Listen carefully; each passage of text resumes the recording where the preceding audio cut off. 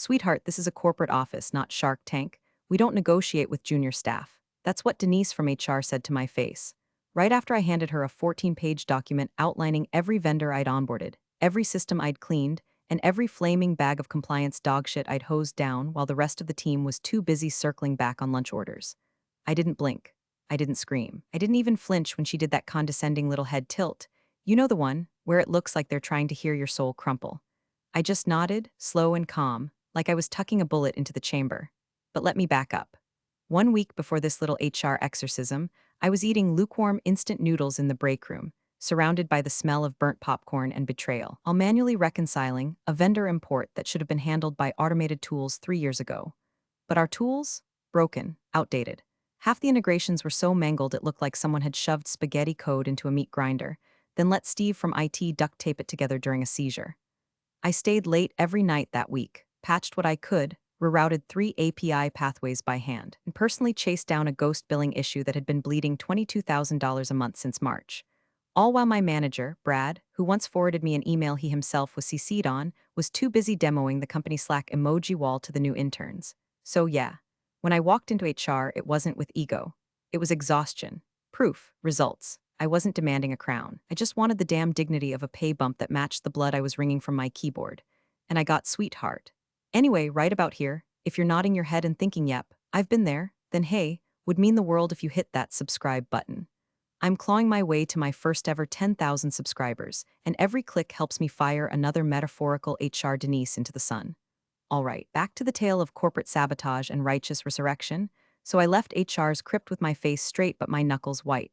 Denise smiled the whole way through like she'd just performed some kind of mercy killing. We really do value you, she chirped. We just have to be fair to the rest of the team. Right?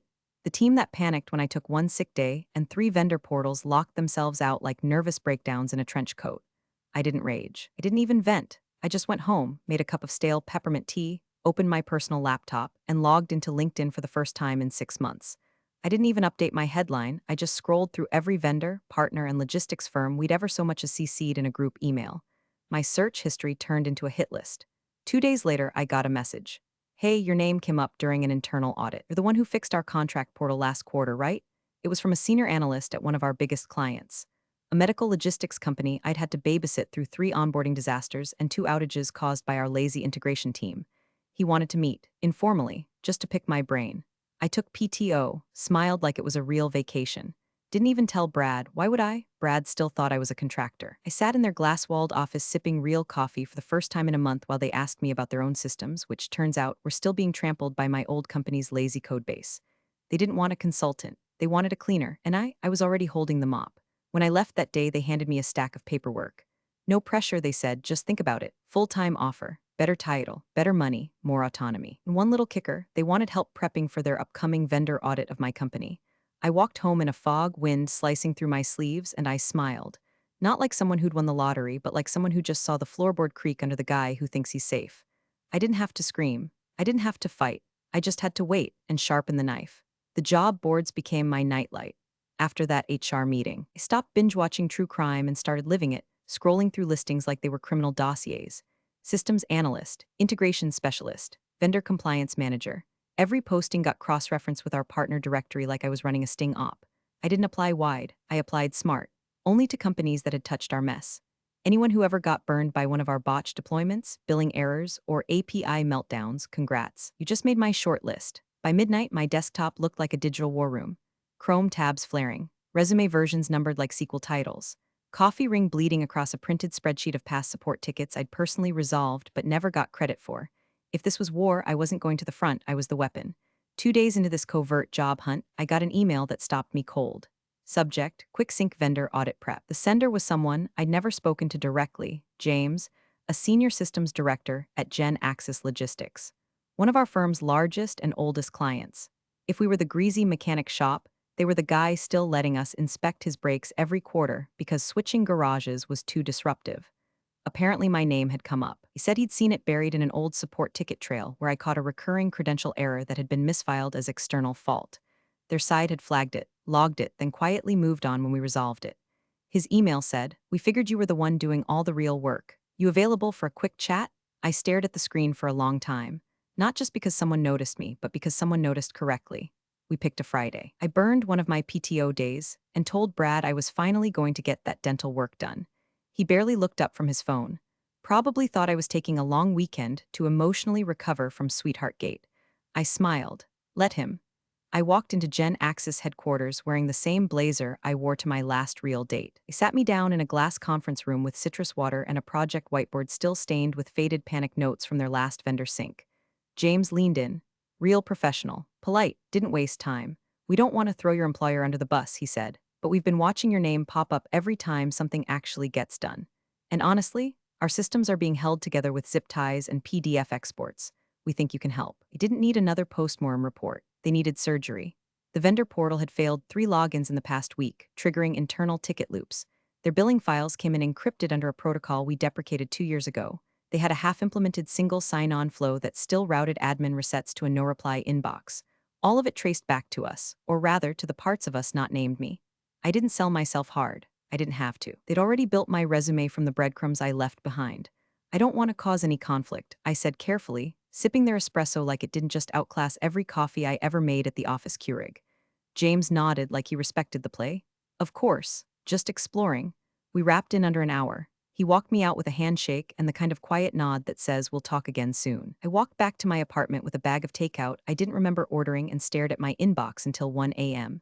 The message came in before sunrise. Formal offer attached. No pressure. We'd love to have you in time for the Q4 audit. Your old firm's up for review.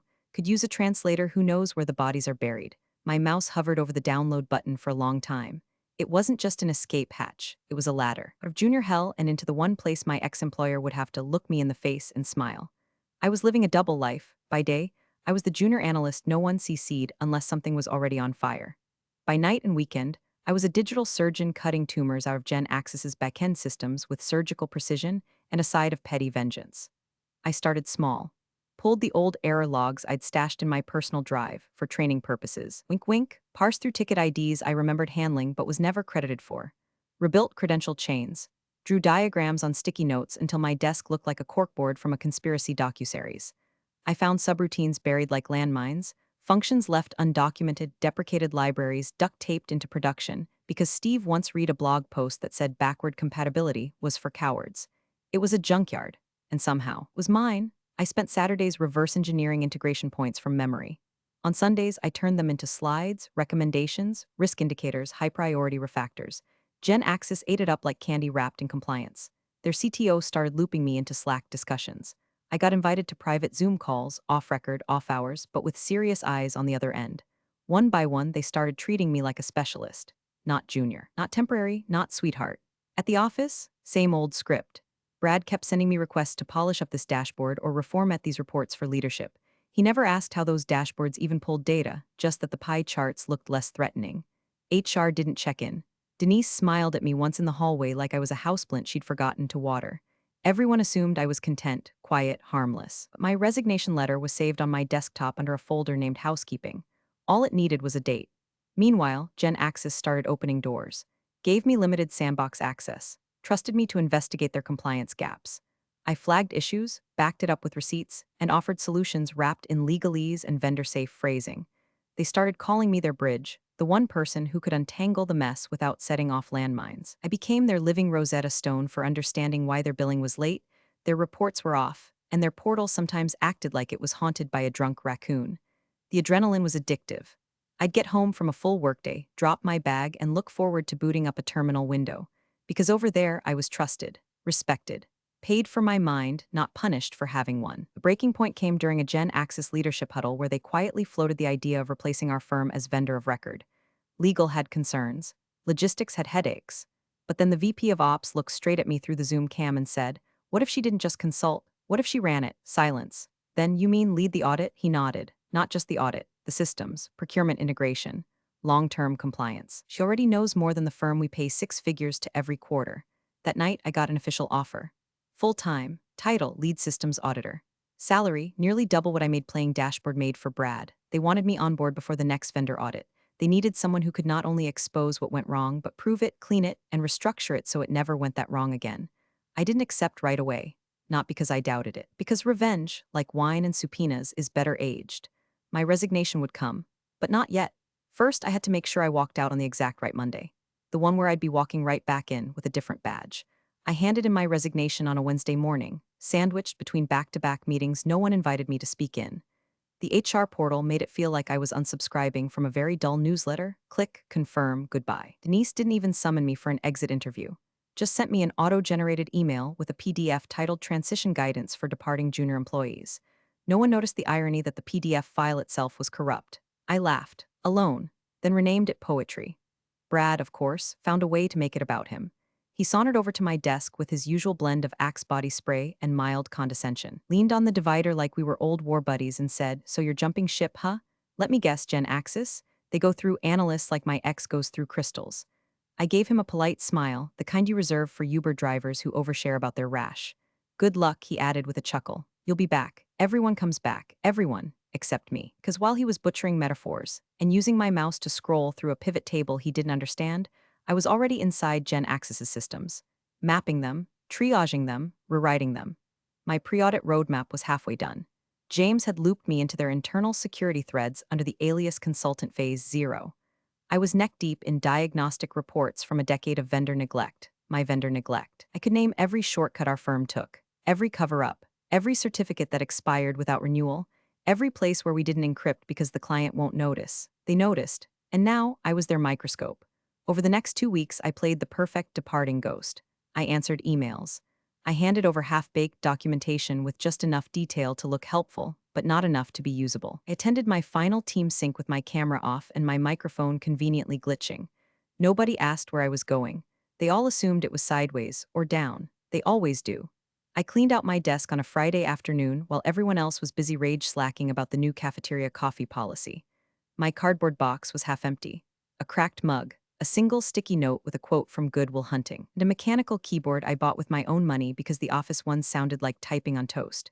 Before I left, I pulled out my personal planner, paper, old school, reliable. I flipped 2 weeks forward and wrote in block letters, Audit Day, Monday. Then I underlined it twice. Walking out of that building felt like molting, like shedding a skin that had grown stale, itchy, and beneath notice. I didn't turn around because why would I? The next time I stepped through those doors, it wouldn't be through the side entrance with a chipped badge and a $5 access key. It would be through the front lobby, with a laptop full of evidence, and a contract that made them answer to me. The doors hissed open like they recognized me, and maybe they did. Same office building, same beige lobby that smelled like printer toner and ambition rot. But this time, I wasn't carrying my lunch in a canvas tote and praying someone didn't accidentally eat it again. I was in a tailored navy blazer, guest badge clipped clean to my lapel, and a laptop bag that weighed more than some of the egos upstairs. Security waved me through without a second glance. New company, new clearance, new smile. At the elevator, I caught a reflection of myself in the mirrored panel. Same eyes, same spine. But the woman looking back at me wasn't tired. She wasn't overlooked. She wasn't junior staff. She was the reckoning they didn't know they invited. The elevator dinged. The moment the doors parted, I saw it ripple, shock, recognition, confusion like someone had summoned a ghost in a pantsuit. Kyle from Data blinked so hard his glasses slipped off. 2 engineers whispered as I walked by, one of them mouthing, "Is that her?"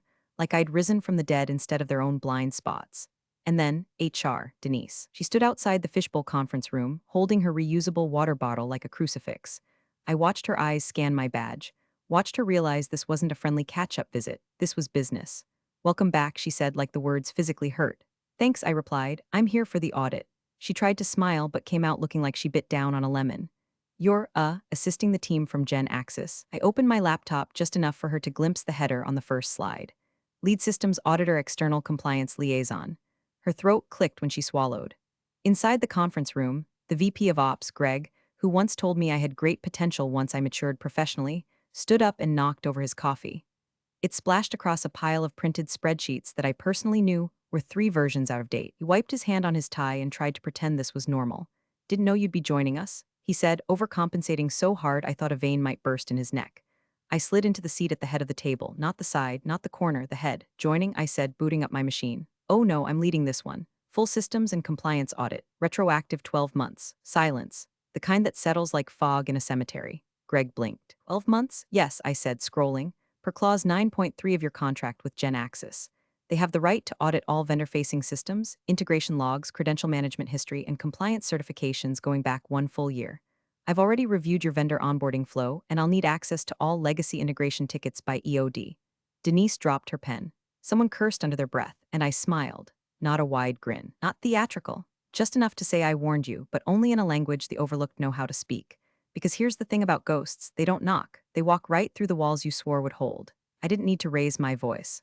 All I needed was documentation, and I had plenty. 3 days into the audit, and the walls were already starting to creak.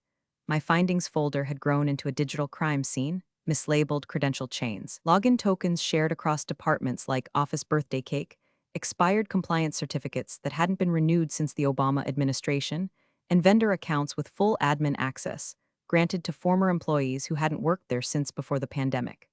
Gen Access had given me full access, and I didn't waste a second. Every report I compiled had timestamps, metadata, and archived Slack threads with decision makers pretending nothing was wrong while systems bled data like open wounds. By Thursday, the room felt 10 degrees colder. The VP of Ops looked like he was chewing tinfoil every time I opened my mouth. Legal joined via Zoom. Finance stopped pretending they weren't listening from the hallway. Then came the cherry on the cake. A shared credentials spreadsheet stored in a public SharePoint folder named Vendor Access Final V4 edited real use this XLSX. Unencrypted. No access logs. Last modified by, wait for it, an intern. I clicked the file open with deliberate slowness. This one's my favorite, I said, projecting the spreadsheet onto the conference room screen like it was a kindergarten show and tell. Denise from HR squirmed. That file was never meant to be permanent. No kidding, I replied. Your compliance policy literally forbids shared login records in unsecured repositories. And yet, here we are, modified 9 times, opened 37 times, 3 of those from out-of-network IP addresses in New Jersey, which, by the way, does not match your internal VPN footprint. Greg cleared his throat, trying to summon the ghost of authority. Well, it's hard to know who exactly was responsible for that. Probably the junior analyst before, what was her name? I turned to face him fully. I believe it was me. The silence was biblical. Greg blinked. Denise dropped her eyes. I let it breathe for a beat, maybe 2, then I calmly slid a folder across the table. I'd be happy to submit a written statement. Would you like that notarized? The legal rep on Zoom unmuted just to cough. Loudly. By end of day. My client, formally suspended all payments to my former employer, pending a full internal review. Procurement froze. Support escalations doubled. Slack channels filled with executives panic-pinging junior devs for answers they didn't have and never cared to learn. That night, I got a text from James at Gen Access. Nice work. Keep going. Let's see what else we find. Oh, I plan to. I had barely cracked open the integrations directory. Real rot hadn't even started to stink yet. But it would. And when it did, the ones who called me invisible would be forced to read every line of every mistake they made. Signed, the junior analyst they should have negotiated with. By Friday morning, the company was hemorrhaging dignity like a gas leak in a candle shop. Greg tried to play calm during the morning check-in. Said phrases like isolated incident and corrective action plan, like rearranging the deck chairs on a flaming cruise ship. Denise? She disappeared from the audit floor completely, likely hiding in some HR backroom burning sage over her expired policies. But the panic bled through. You could feel it in the air, like static before a lightning strike. Engineers I hadn't spoken to in months were suddenly emailing clarification requests about old systems I hadn't touched since I was still considered junior. Someone tried to reassign JIRA tickets in my name until they realized I wasn't in the damn building anymore. Then came the quiet knock, not literal. Email. Subject line, quick chat, from a director I hadn't heard from since they asked me to stay in my lane during a cross-team planning meeting, where I politely pointed out their entire automation roadmap relied on a deprecated data pipeline I'd flagged twice. Now they wanted a favor. Given your deep familiarity with our systems, they wrote, we'd love to explore a short-term consulting engagement to stabilize critical areas. Obviously, compensation would reflect your expertise. I read that line 3 times, laughed once. Then I replied with a smile so sharp it cut through the keyboard. My rate is 5x what you used to pay me. Weekly, upfront, non-negotiable. I hit send. They replied within the hour, we'll get back to you soon. Of course they would. That night I poured a drink, something expensive, smoky, and earned. My inbox dinged again, this time not from leadership, but from the rank and file. Quiet subject lines. Hey, quick question, looking for advice. You hiring? I opened the first. A junior dev, one of the ones who used to sit across from me and never make eye contact, was looking to jump ship. Said things felt unstable. Said leadership was panicking. That he remembered I always seemed to have a plan. I opened the second, a support specialist. Same story. Their requests for training were ignored. Their backlog had tripled. They wanted out. And just like that, I realized I wasn't just auditing anymore, I was recruiting. At Gen Access, my official title hadn't changed yet, but my role, evolving by the hour. James had introduced me to their CIO over lunch. They were talking about building an internal compliance task force, small, agile, run by people who knew how to think before things went nuclear. People like me. People I'd hire. I drafted a list of candidates that night, starting with the names trickling into my inbox. Each one had once worked beside me without noticing. I was the only one bailing water while they learned tick-tock dances on company time. Now they were asking me for life rafts, and I had a whole damn fleet. Let them flounder. Let them grovel. Let them finally understand what it means to ignore the person holding the map while the building burns down, because I wasn't junior anymore. I was the storm. It happened on a Tuesday. No drama, no press release, just a single email, CC'd to every executive that once couldn't remember my last name. Subject: formal termination of vendor agreement noncompliance and security failures, 2 sentences. Cold, surgical. Gen Axis was cutting ties with my former employer, effective immediately. All systems access revoked. All data transfers halted. All pending invoices voided. The silence that followed was louder than any explosion. By noon, Brad posted a cryptic LinkedIn status about career pivots and new opportunities. Greg updated his bio to include the word resilience. And Denise? Well, Denise didn't post anything. Not yet, because Denise didn't know what was waiting for her in conference room 3B, same room where she'd once smirked at me. Same room where she handed me a worthless pamphlet titled Understanding Your Career Path.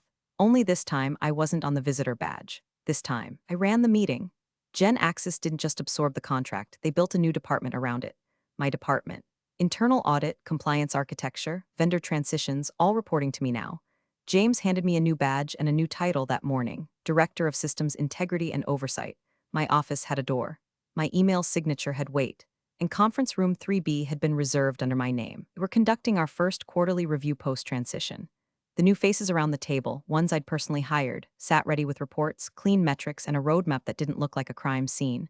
They deferred to me now, not because of fear, because they knew. They knew who'd bled to fix this. They knew who walked through fire and brought receipts. The door opened at exactly 2 p.m. Denise stepped in, escorted by a Gen Axis liaison. She wore her HR badge like a shield. I gestured to the seat across from me, the one I used to sit in with hands folded and hopes buried. She sat, didn't smile, didn't blink.